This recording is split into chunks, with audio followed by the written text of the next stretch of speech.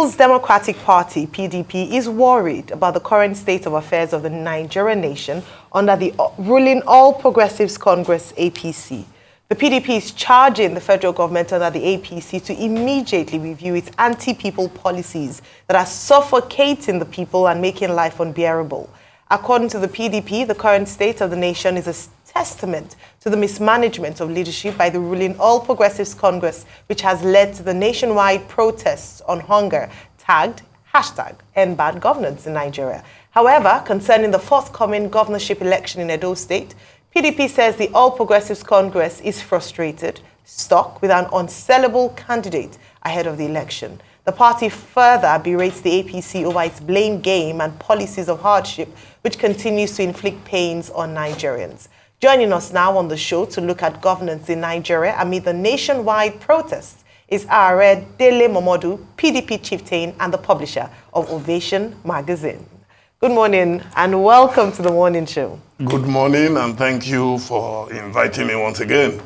Well, Bobby, good to have you here. Two things in that narrative.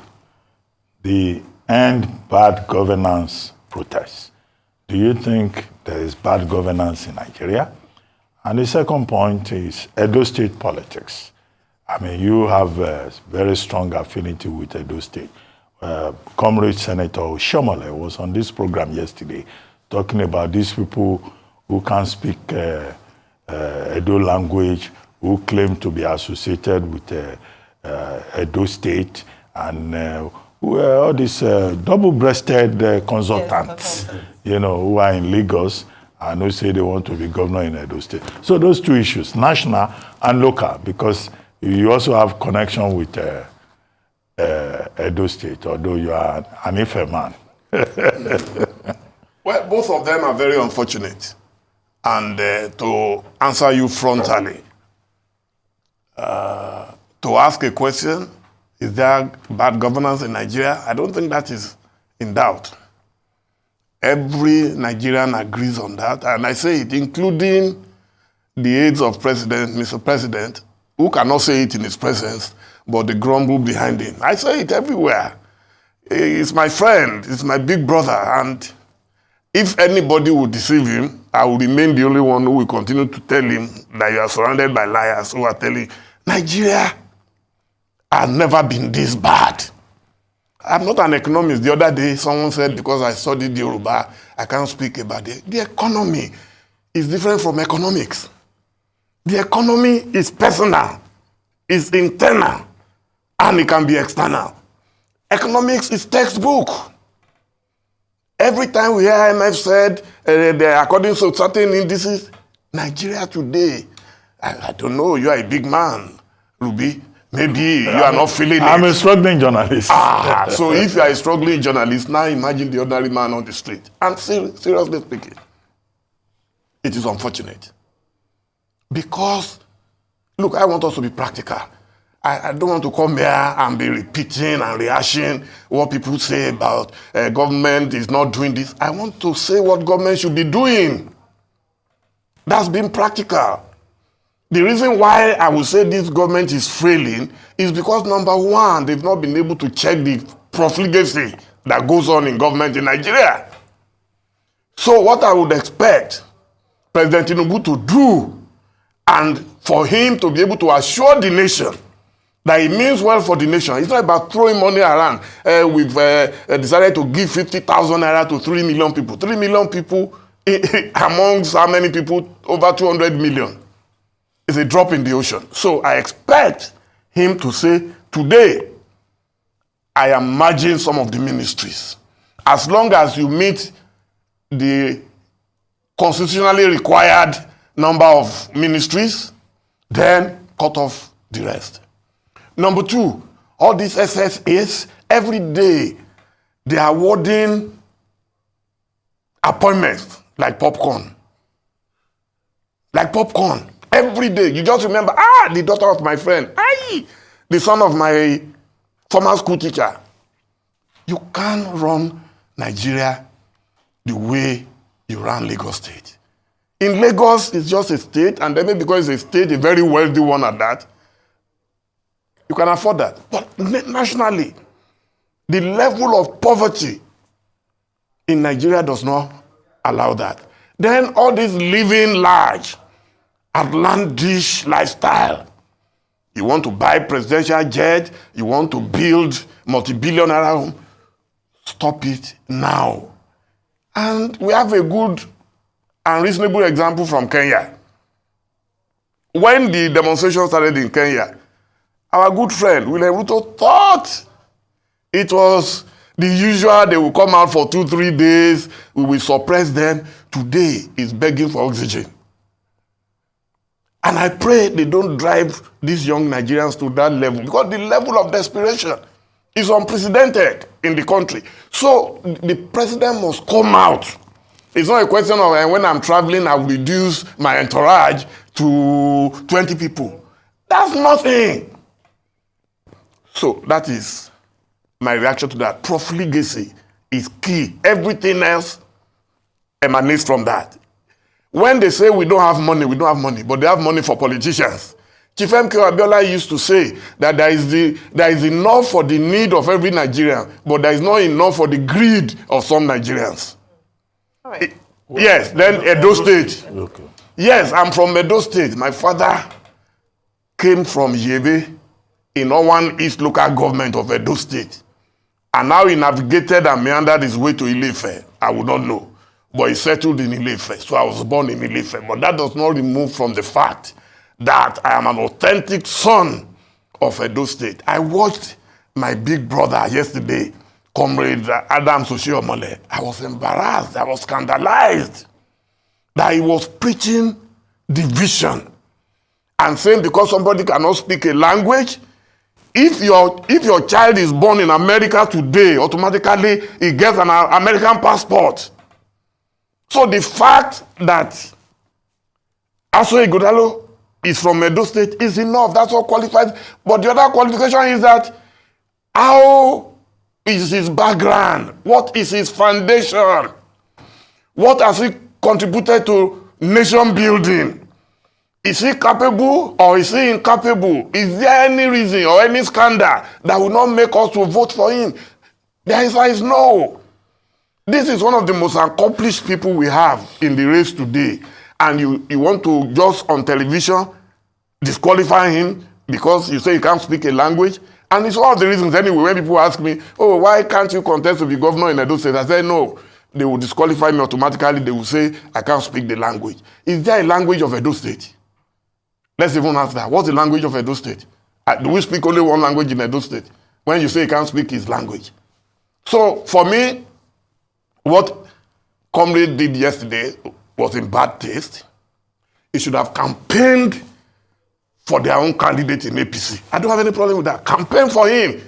Show us his credentials. Show us the reasons why Edo State must vote for him. Not on account of where you come from or the language you can speak or you can't speak. Thank you. All right. Well, thank you very much, Are Dele Momodu. Good to have you. Thank when you were speaking about that, I was like, oh, they want to be on Ovation. You promote lavish, people spending a lot of money.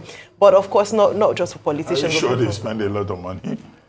Maybe she didn't read my letter 2 weeks ago. No, I saw your letter was trending. If you can write a letter, then I don't know what the hope for Nigerians are. But in terms of the way forward for governance, you've spoken. You've not hidden your thoughts about the way that this administration has been run and what better the president can do. Looking at this speech, he tried to highlight some of the things that his administration had done. Provision of CNG buses, expediency in the signing into law, the new minimum wage, upgrading of minimum wage to 70,000 naira from 30,000 naira, and a few other things that he had done, agriculture and the likes. But you don't seem to have been captivated or enamored by that particular speech. Or persuaded, yes, that's the word. No. By that particular speech. What would you have wanted him to say? Number one is that finally he spoke 4 days into the protest. Yes. What would you have wanted him to say? I was one of those who wrote letters. Now I'm a letter writer, like President Olusegun Obasanjo. I write letters. Because I think apart from letters getting to them one way or the other, especially open letters, it also places on record that some of us are speaking up. Because tomorrow they will say, oh, you didn't tell him. We've told him very clearly what he's doing wrong and what he needs to do right. So, number one, I'm embarrassed. I'm scandalized that in a democracy, a president will tell us people don't have the right to protest. I told the protesters clearly, I'm not protesting because I've become a statesman, I'm an old man. I started the struggle in 1978 as a pioneer Jambite at the University of Ife. So my Luther has stopped. But I will protect the rights of others to also have their own No, Luther. but he didn't say people didn't have the right to No, protest. That's what they did. He said they had the right to in fact, they peaceful wasted protest. a lot of our resources on trying to suppress. If the number of security agencies that we saw in Lagos alone were sent to Sambisa, I'm sure by now, maybe we would have wiped out Boko Haram. Look, we intimidate the civilians. And the reason I'm embarrassed is that we mobilized civilians against military regimes. Now, they are indirectly calling on the military. That's why Atiku Abubakar had to issue that statement 2 days ago. That military should not go and kill innocent people on the street. Because now we are mobilizing military against civilians. When in our own time, we were mobilizing civilians against the military. Is it not an irony? So, that's one. Number two, I expected him to do more than an apology, to carry out an investigation into how peaceful protests suddenly became fisticuffs between the security guys and the protesters. Number three, I expected him to give people in concrete terms what he will do to reduce the cost of governance, which everything comes from there. Once you reduce the cost of governance, you will see that you will free enough of our resources for the general use of the general good of the general people. What areas would you want him to cost? I've told you one already. Yeah. The first is too many bloated cabinet, bloated civil service, bloated special advisors. Most of them don't even have offices. They just hang around. So, if you do that, then the people will say, oh, then I mentioned the presidential jet thing. The man, God already blessed him with a private jet. We all see what happens in other countries that we all like to quote. Oh, can't you see America? What is happening is that in Nigeria, I always say it on my program, we want to practice capitalism without capital. If you don't have capital, you can't live like an American president. What we have are American presidents. Okay, so a couple of things. Number one, Bob D, you've always written letters. You wrote letter to Buhari, you wrote letter to all these people. But one question that keeps going through my mind anytime you say President Bola Ahmed Tinubu is your friend, I'd like to ask, do you still have a personal relationship? No, none. When last did you message him? Maybe over 3 years ago. So over 3 years ago, you've not spoken to him again? No, not at all. We haven't met. I met his wife. Do you still have his number? I wouldn't know if it will work, but I have not bothered because it's not necessary. Okay, good. Secondly, both of you were in the struggle for June 12 those days in different dimensions. You on the media front with your relationship with MKO Abiola, him also as a senator of the SDP then. The question is, what changed as regards the ideology of that struggle, do you think, in him? And where did you think he missed it? The ideology of that struggle had nothing to do with Tinubu or a political party. It was a general struggle against the military. We wanted democracy. So my relationship with him was more at the level of NADECO. We were searching for the revalidation of the June 12 presidential election, which was annulled. So that is that. When he came back, he became governor. I had no relationship at that level. Okay. But occasionally we might meet at functions. You are not close to No, politically. Because I disagree vehemently, and I stated this publicly, you can fact check it, vehemently. When he had issues with Tokunbo Afikuyomi, who was one of his closest guys, I granted open interview where I said, no, you can't do this. When he was having issues with Fashola, he was almost removing Fashola when he wanted second term. I wrote about their marriage, that they are inseparable because their marriage was made in heaven. When he had issues with Ambode, I wrote letters to him openly. So it's nothing new. I've always, when he was having problem with Saraki, he didn't want Saraki to be Senate president. I wrote him. I said, no, it is unfair in a partnership. CPC had number 1, Buhari. ACN had number 2, Oshibajo. And then Saraki, the PDP breakaway faction, wanted number 3. You said no. Okay. You wanted someone else. So I deliberately asked that because, yes. I want to clarify. So as somebody you've not talking to in 3 years, you're not friends, you're not in talking terms. No. When you say somebody is your friend, a friend could be anything. Okay, so, but currently you're not in chummy terms. Secondly, we're not fighting. Okay, you're not fighting, but you've not also spoken in 3 years. Oh yeah, definitely. The reaction the government will always make is that people like you, is because they defeated you in election. And I've seen that reaction by the likes of government agents like, Mr. Bayan Onuga, reaction to Mr. Atiku Abubakar statement and all of that, that he defeated you in election and is still paying you people. That's number 1. Secondly, they will also say that most of these things you're asking for them to do, that they have done it, like CNG, like they say they will cultivate 10 million hectares of land and all of that. Like they say they're trying to keep it within range. In fact, they also said about the fact that, they've reduced cost of servicing their debt and all of that. I mean, what do you say to reactions like that when they say it's because it's paying you people? I've never bothered about the comments of government agents. Never. So, did he defeat us in the election when I talked about Afikuyomi, when I talked about Fashola, when I talked about Mbode? I wasn't even a member of their party. I've never been a member of their party. The thing is that in October 2022, I was interviewed on another channel. And I said it clearly, that if he wins, we are likely to have a potential dictator. Every newspaper carried, everybody shouted, how can you say so? What I see today has justified my claim. Look, in good conscience. He's a dictator? Well, you can use any word you like, but what I see now, a situation where people cannot protest. Bob D, we have limited time. Yes. Now, the Atiku market seems to have gone down. Even some of the people in the Atiku market, Reno Omokri is now carrying Tinubu's flag. Dan Bwala is looking for Kokorotinjefo inside the fort. He has moved somewhere else, but you are still in the opposition. But let's talk about what you are... Opposition is not about Atiku. This is what bothers me. When you reduce opposition, that anybody who does not support Tinubu means that it's because of Atiku.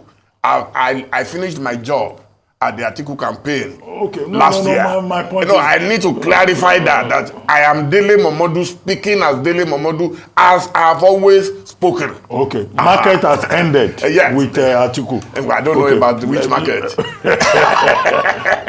But let's talk about what you are doing. Yes. I know that you have some programs apart from Ovation. You have built a library in Ibadan. Can you tell us about that? Your own philanthropy, your own program. Correct. I need to quickly add that I'm doing what I'm doing because I was radicalized by some people. Your foundation, I'm happy that Prophet El Buba mentioned foundation when he was talking to you. My foundation is academic in nature. So, Wole Soyinka, Bola Tinubu, MK Abiola, they all inspired us to be able to speak truth to power. And I will continue to speak truth to power, whether I retire from politics or not. So now, back to the issue of the Dele Momodu Leadership Center. About 5 years ago, I conceptualized the idea that, look, by the time I'm 65, I should be winding down. I don't want to be like a typical Nigerian politician who wants to be in politics forever. What can I do that will be a legacy project? So I identified Ibadan as being very central to my academic life. Very close to Ife, very close to Lagos for Unilag and all of that. So now we've just completed it, and in the next 1 to 2 weeks, we should be able to open it for people to come there. Congratulations. But thank you so much. Thank you. I know you have one. That's one of the reasons, that's one of our connections. I got the idea from Bellagio in Italy. And what is it? I have 4 bedrooms, almost a 5-star status, where you you apply. It's strictly by invitation or application. So you apply, you come, you want to do your research work, and we provide a 5-star environment for you, and at no cost. So it's under the Dele Momodu Foundation. So for me, that's what most politicians should be doing. The reason why you see all these jobbers in Abuja, I've only been to Abuja once this year, which was last week, and I went for a ceremony. Nothing, you know. So let our politicians begin to have jobs that they do. And when you talk about Atiku again, I'll go back to him. It's one of the reasons I respect him. He doesn't have a state he controls in the whole of Nigeria. Not one. And the man is managing himself, managing his family. Politicians should rely less on the business of politics. Well, thank you very much, Basharon Dele Momodu, for joining us on the morning show. And all the best with the Dele Momodu Learning Center. Thank you. Which is your legacy contribution. Thank you.